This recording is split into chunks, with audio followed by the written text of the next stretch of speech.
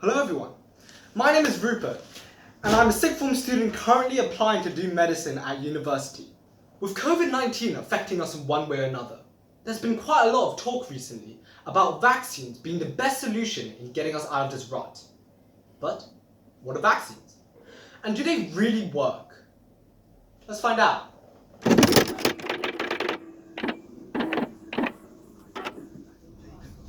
To really understand how a vaccine works, it's important to look at how the body fights infection.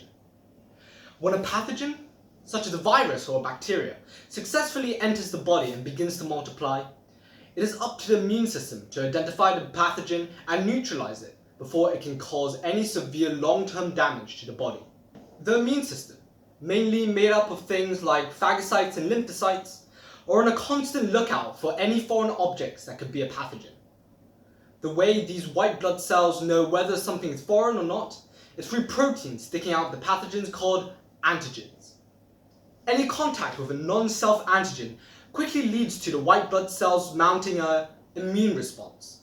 While some white blood cells called phagocytes and T lymphocytes respond by eating infected cells or secreting toxic substances, others, such as B lymphocytes, fight diseases using things called antibodies, glycoproteins that are built to be complementary to the antigen detected.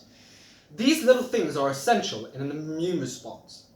They can prevent viruses and toxins from entering cells. It marks pathogens for cells called phagocytes to eat. It can pop bacteria and much more. However, what makes them so useful is that they stay in the blood after the initial infection, which makes them much harder for the same pathogen to enter the body undetected. Some white blood cells also stay in the blood, and these are called memory cells. When they come into contact with the same pathogen sometime in the future, they quickly divide and send a wave of antibodies and things called killer T cells to neutralize the pathogen. Now, how does a vaccine play a role in all of this? Well, vaccines are carefully brewed cocktails with, you guessed it, antigens. This will mostly be in the form of a dead or harmless version of the pathogen, or it'll just be the surface antigens. By initiating an immune response without actually injecting the harmful pathogen into your body, it gives the long-term immunity the body needs. And with enough people immune to the disease, it becomes very hard for the pathogen to move around, and eventually dies due to the lack of a host. This is herd immunity. Now, some quick fire questions. Does it cause autism? No. There are no scientifically based papers confirming the link between them. Does it poison you? No, it does not poison you. The levels of chemicals like aluminium, thimerosal, and formaldehyde are so low that you probably get more of these in your daily diet. Why are they there then? The reason why they're in vaccines is to prevent contamination and to boost the body's response to the vaccine.